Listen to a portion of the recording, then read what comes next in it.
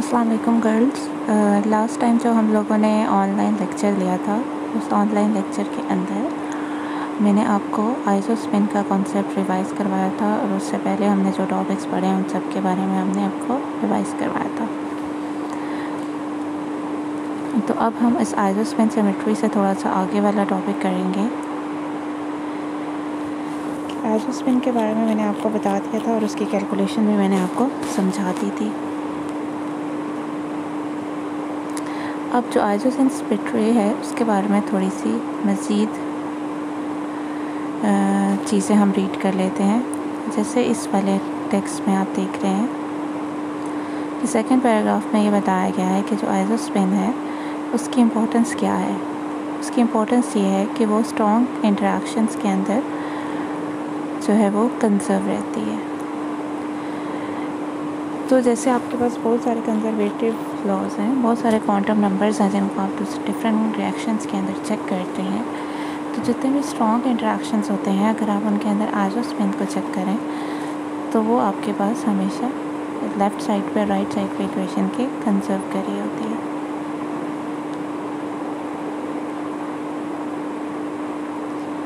तो अब I obviously दो तरह के हैं, एक है एक खुद आइसोस्पिन और एक उसका थर्ड कंपोनेंट है जिसको हम I3 कहते हैं। जो आपके पास न्यूक्लियॉन के बीच में जितने भी स्ट्रॉन्ग इंटरेक्शन होते हैं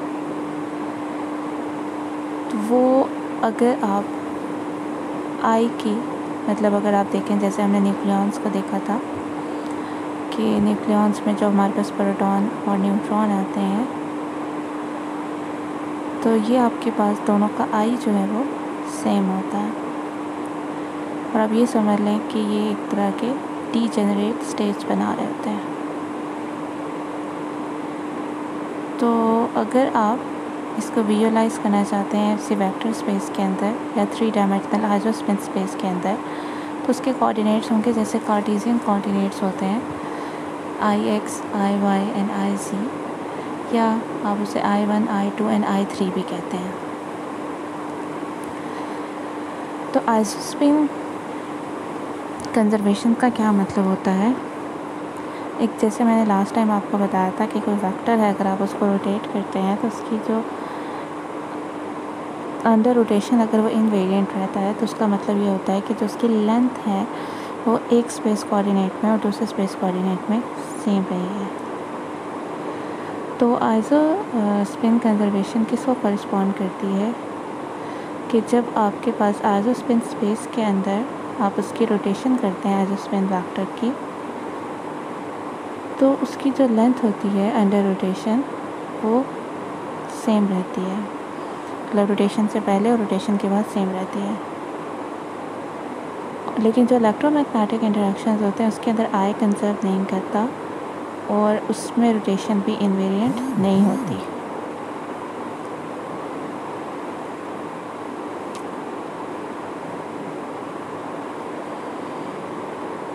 ओके, और उसका रीज़न ये है क्योंकि जो जितने भी इलेक्ट्रोमैग्नेटिक इंटरेक्शंस हैं वो चार्ज से जो है वो एसोसिएटेड है, जबकि स्ट्रॉन्ग इंटरेक्शंस में चार्ज का कोई जो सिंपल फिज़िकल चार्ज है उनका कोई भी मतलब लेना देना नहीं है, उससे उसके ऊपर कोई फ़र्क नहीं पड़ता, जैसे न्यूट्रॉन न्यूट्रॉन हो या न्यूट्रॉन प्रोटॉन हो।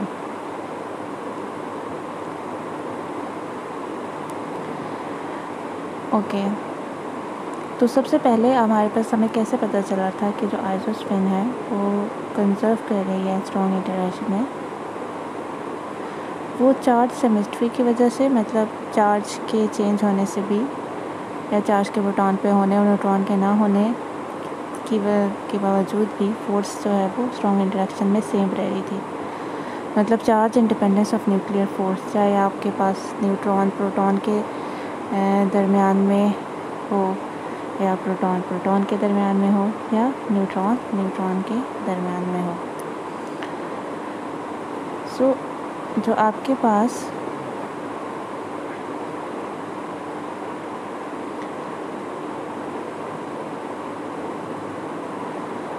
तो ये जो है वो आपके पास जो है, इससे हमारे पास जो है वो आजो स्पिन के कॉन्सेप्ट को जो है ना वो शुरू हुआ था। तो इन्होंने जो ये क्वालिटी को उन्होंने कहा था कि जैसे मिरर न्यूक्लियाई है, इसका मतलब ये है कि आपके पास न्यूट्रॉन प्रोटॉन से रिप्लेस हो जाए या प्रोटॉन न्यूट्रॉन से रिप्लेस हो जाए, कोई फ़र्क नहीं पड़ेगा। तो अभी आइसो स्पिन सिमेट्री आई कहाँ से है? अगर हम क्वार्क मॉडल को देखें और हम प्रोटॉन को देखें जो कि अप एंड डाउन से मिलकर बनता है, जबकि न्यूट्रॉन जो है वो अप डाउन की कॉम्बिनेशन में है। तो अगर हम प्रोटॉन में अप क्वार्क को डाउन क्वार्क में चेंज कर दें या न्यूट्रॉन के डाउन क्वार्क को अप में चेंज कर दें, तो हमारे पास प्रोटॉन न्यूट्रॉन प्रोटॉन में चेंज हो जाएगा। तो जो आपके पास क्लोजनेस है in mass of proton and neutron, वो आपके पास कि वो इतना ज़्यादा उनके मास में इतना करीब क्यों है? क्योंकि अप एंड डाउन क्वार्क के मास भी क्योंकि काफ़ी एक दूसरे के करीब हैं, इसलिए इनके मासेस भी आपस में एक दूसरे के करीब हैं।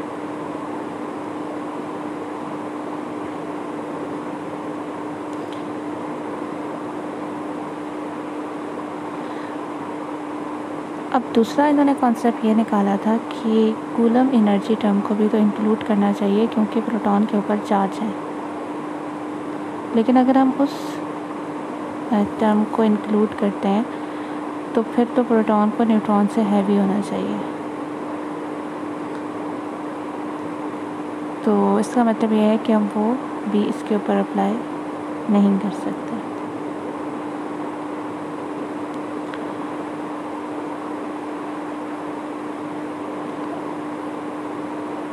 जो आपके पास प्रोटॉन और न्यूट्रॉन है उनकी साइज़ फाइनाइट है और उनका जो रेडियस है उनका ऑर्डर जो है 1 फेम्टोमीटर का है। तो आपके पास अगर इस वैल्यू को पुट करने के बाद आप कूलम एनर्जी कैलकुलेट करने की कोशिश करें जो इन्होंने यहाँ पे की हुई है,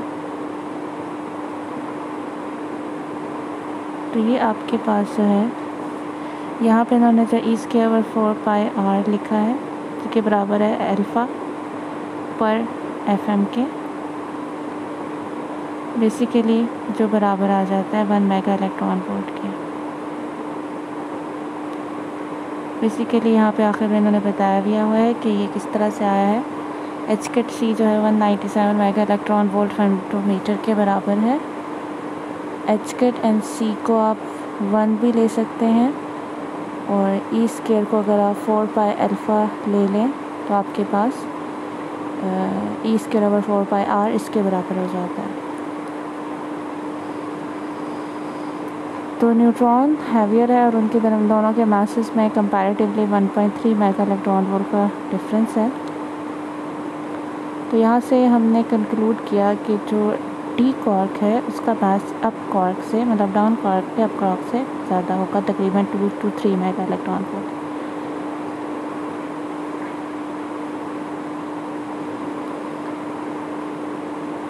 और क्योंकि क्वार्क का मास जो है वो तकरीबन 300 मेगा इलेक्ट्रॉन वोल्ट के ऑर्डर का होता है और इन दोनों के मासेस में तकरीबन से 1% का डिफरेंस होता है।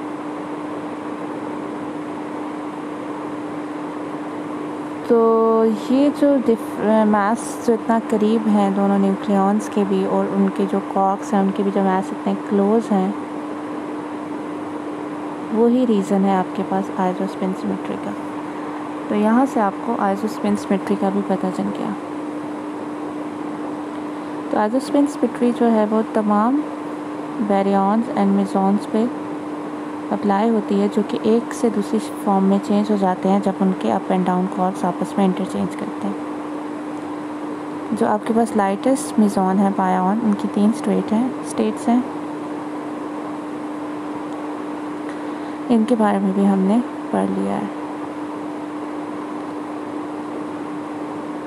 मल्टीप्लेट्स के बारे में।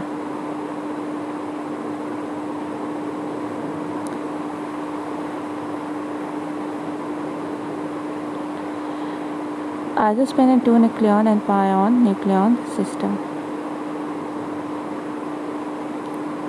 अगर आपके पास कोई दो न्यूक्लियॉन्स हों, इनके बारे में भी हमने लास्ट टाइम पढ़ा था। न्यूक्लियॉन्स का आपको आई की वैल्यू पता है, वो 1/2 है। जैसे स्पिन आपके पास 1/2 हो और स्पिन इलेक्ट्रॉन की स्पिन 1/2 हो और उसकी एक स्पिन अप और स्पिन डाउन स्टेट होती है। इसी तरह आपके पास न्यूट्रॉन एंड प्रोटॉन भी स्पिन आइसो स्पिन +1/2 और -1/2 को रिप्रेजेंट करते हैं। जब ये कंबाइन करते हैं दो न्यूक्लियॉन तो आपके पास ट्रिपलेट स्टेट जो कि सिमेट्रिक होती है, जिसमें 1 और 2 को चेंज करें तो आपके पास वेव फंक्शन पे फ़र्क नहीं पड़ता, और एक सिंगल स्टेट होती है जो कि एंटी सिमेट्रिक होती है। ये सब भी मैंने आपको लास्ट टाइम बता दिया था, और अगर आपको नहीं भी आपने क्लास अटेंड की तो लेक्चर के अंदर भी हमने, जैसे एंगुलर मोमेंटम टोटल सिस्टम का अगर दो पार्टिकल इंटरेक्ट कर रहे हैं तो सिस्टम का एंगुलर मोमेंटम कैलकुलेट करना सीखा था। बिल्कुल वैसे ही आप लोग स्पिन की भी सिस्टम की कैलकुलेट कर सकते हैं।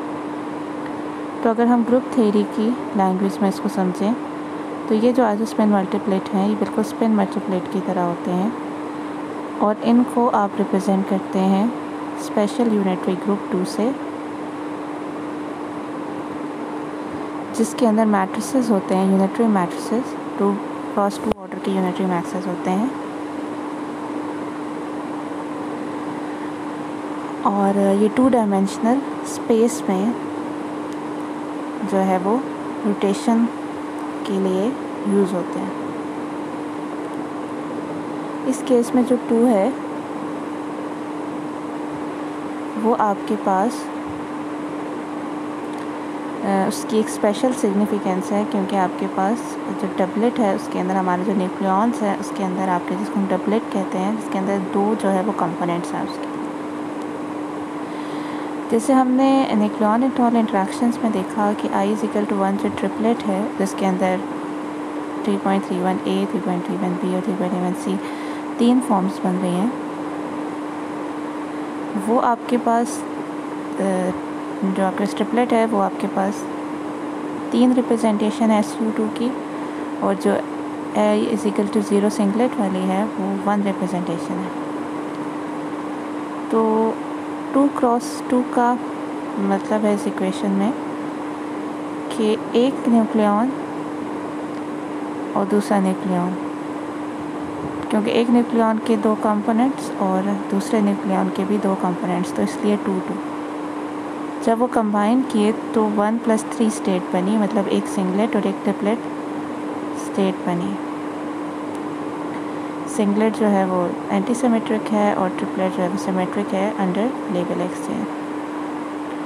तो जो वेव फंक्शन टोटल होता है आपके पास, वो आपके पास होता है स्पिन पार्ट होता है, उसमें एक स्पेस का पार्ट होता है, और अब इसके अंदर एक आइसो स्पिन का पार्ट भी हो गया। और इसकी रिस्ट्रिक्शन ये है कि आपके पास orbital and spin angular momentum जो है वो क्वांटाइज्ड है और नॉन रिलेटिविस्टिक केस है। अगर हम इस इक्वेशन को न्यूट्रॉन पे अप्लाई करें जिसकी स्पिन 1 है,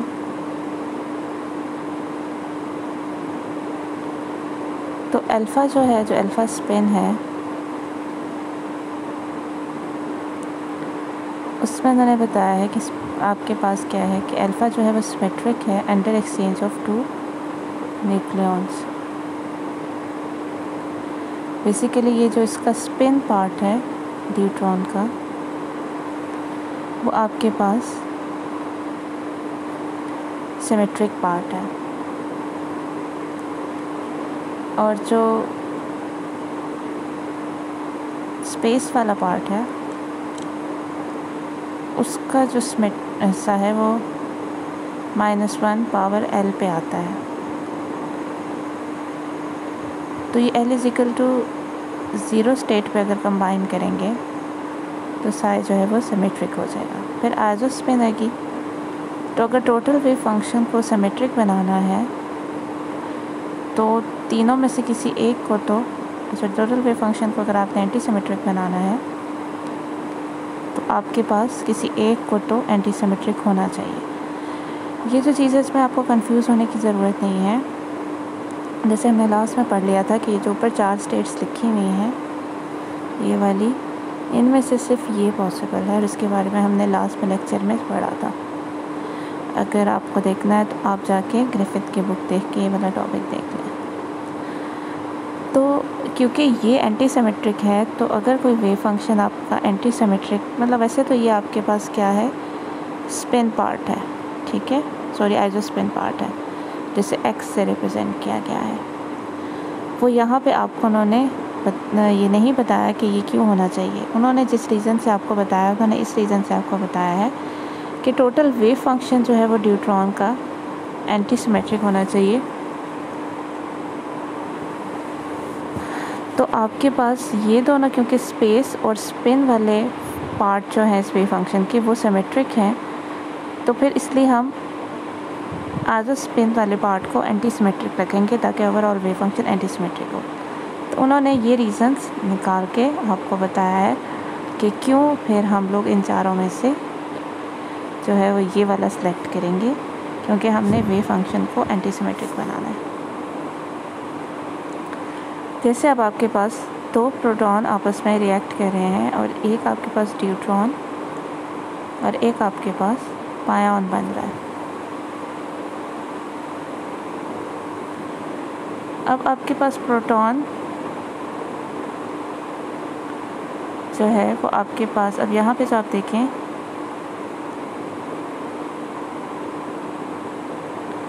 तो जो I की वैल्यू है एक प्रोटॉन के लिए हाफ है और दूसरे प्रोटॉन के लिए भी हाफ है, तो अगर वो ऐड करेंगे तो 1 हो जाएगी।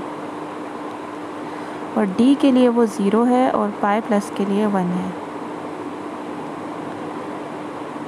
अब इसी तरह 2 वाले पे अप्लाई करें तो P के लिए I की वैल्यू, I3 की वैल्यू 1/2 है और N के लिए I की वैल्यू -1/2 है। तो इसमें आपके पास क्या है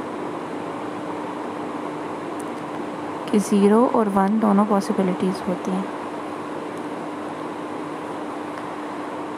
तो मतलब अगर आप I देखते हैं तो वो आपके पास 1 है और अगर आप I3 देखते हैं तो वो आपके पास 0 है।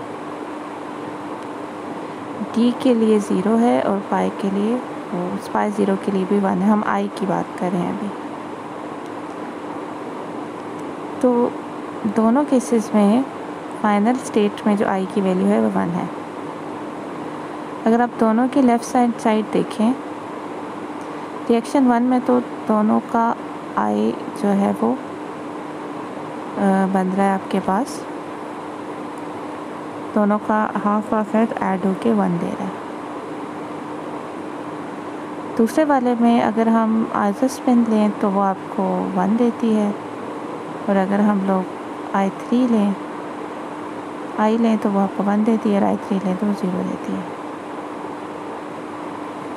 तो आपके पास जो है वो 50-50% दोनों का है।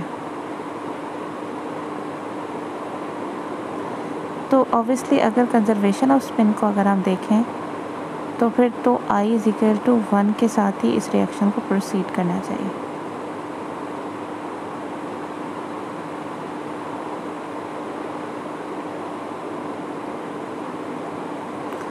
तो अगर हम इनका जो उन्होंने रेट निकाला हुआ है σ2/σI, उसका मतलब ये है कि सेकेंड रिएक्शन का रेट और फर्स्ट रिएक्शन का रेट, सेकेंड रिएक्शन जो है उसकी प्रोबेबिलिटी हाफ है और पहले रिएक्शन की 1 है, मतलब कि वो तो होगा ही होगा। सेकेंड रिएक्शन की वो हो भी सकता है और नहीं भी हो सकता। तो इसलिए ओवरऑल ये क्या हो जाएगा, दोनों के जो प्रोबेबिलिटी की इसकी रेशो है रिएक्शन की वो हाफ हो जाएंगे।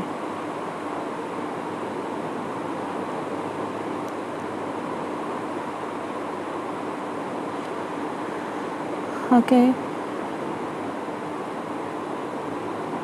मैं देख रही थी कि टाइम कितना हो गया। Oh, where is the book. Okay, मैं आपको बुक का भी बता दूँ जिस बुक से ये मैं कर रही हूँ।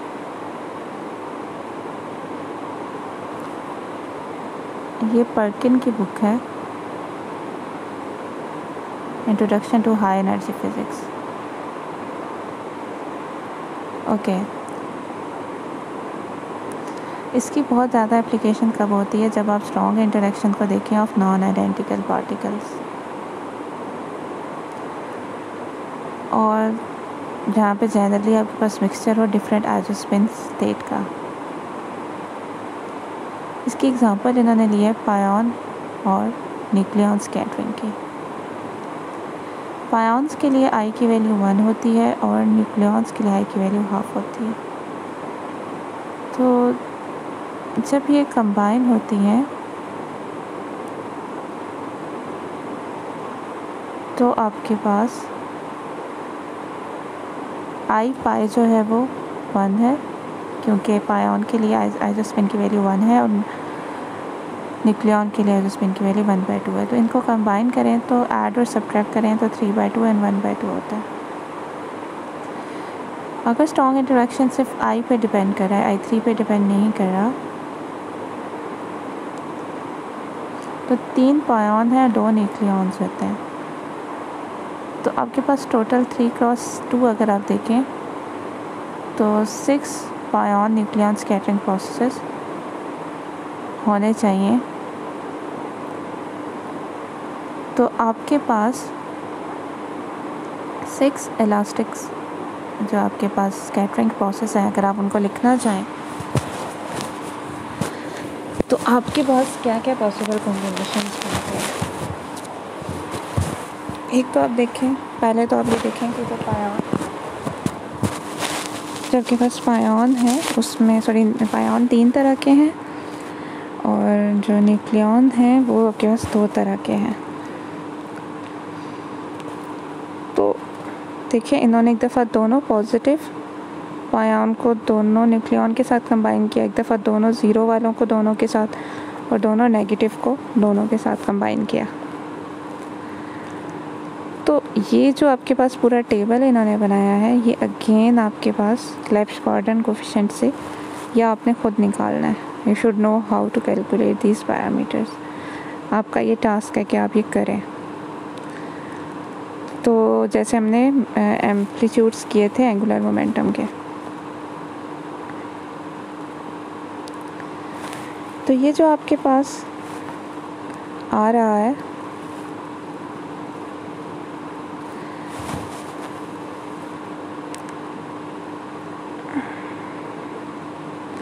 ये जो है आपके पास आई की इक्वल टू 3/2 वाले केसेस हैं जिसमें I3 की वैल्यू 3/2, 1/2 -1/2 -3/2 होगी, और ये I इज इक्वल टू 1/2 वाले केसेस हैं जिसमें आपके पास 1/2 एंड -1/2 होगा।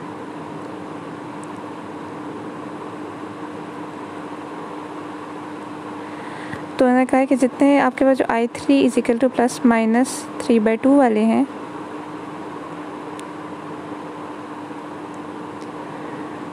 उनके जो एम्पलीट्यूड हैं वो मतलब वो I इज इक्वल टू 3/2 के अंदर आ रहे हैं। ये बाकी आपके पास ये सब जो है वो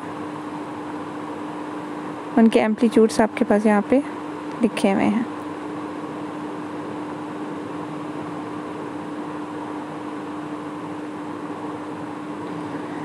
तो ये आपके पास जो टेबल है इसकी हेल्प से इन्होंने क्रॉस सेक्शन कैलकुलेट किया है इन 3 स्कैटरिंग्स का। तो जो क्रॉस सेक्शन होता है वो प्रोपोर्शनल होता है square of the matrix element connecting initial and final state. हमें इसमें ब्राउन के नोटेशन यूज़ करनी है for input and output fine in and out wave function. ये जो है वो आइसोस्पिन ऑपरेटर है। तो H1 कहेंगे अगर वो इनिशियल एंड फाइनल स्टेट 1/2 होंगी, और इसे हम H3 कहेंगे अगर इनिशियल एंड फाइनल स्टेट 3/2 होंगी।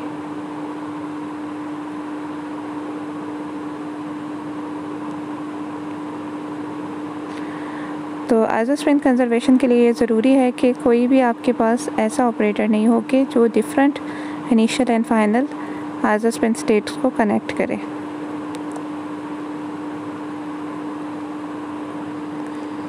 तो यहाँ पे आपके पास जो रिएक्शन 3.34 में है, जिसमें इन्होंने कहा कि I की वैल्यू 3/2 है और I3 की वैल्यू +3/2 है, उस सेक्शन का क्रॉस सेक्शन जो है वो आपके पास sigma = K m3 mod square है। K कोई कांस्टेंट है, तो वेव फंक्शन हम इनिशियल एंड फाइनल स्टेट का कैसे लिख सकते हैं, referring to the table 3.3 for reactions 3.34b। तो इसमें एक I = 3/2 वाली स्टेट है और एक आपके पास I = 1/2 वाली स्टेट है। तो ये एक आपके पास H1 को कॉरेस्पॉन्ड कर रहा है और एक H3 को कॉरेस्पॉन्ड कर रहा है। तो इस तरह से इन्होंने ये वेव फंक्शन निकाल लिए और इससे यहाँ पे इन्होंने क्रॉस सेक्शंस निकाल लिए। तो ये आपके पास क्रॉस सेक्शन आ गए।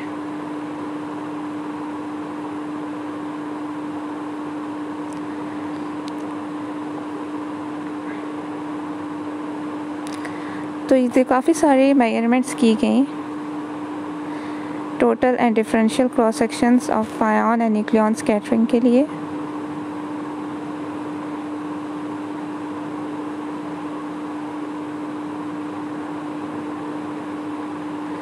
तो मैंने कहा कि आपके पास दोनों पॉजिटिव एंड नेगेटिव आयन के लिए एक बहुत स्ट्रॉन्ग पीक आती है आपके पास, जैसे इन्होंने ये ग्राफ बनाया हुआ है, पाई पी सिस्टम है और एक सिग्मा है, उनके दरम्यान में एक ग्राफ बनाया हुआ है। तो ये जो पीक्स हैं आपके पास, ये किस चीज़ को कॉरेस्पॉन्ड कर रही हैं, तो ये आपके पास पायन है जो कि प्रोटॉन के साथ कंबाइन कर रहे हैं।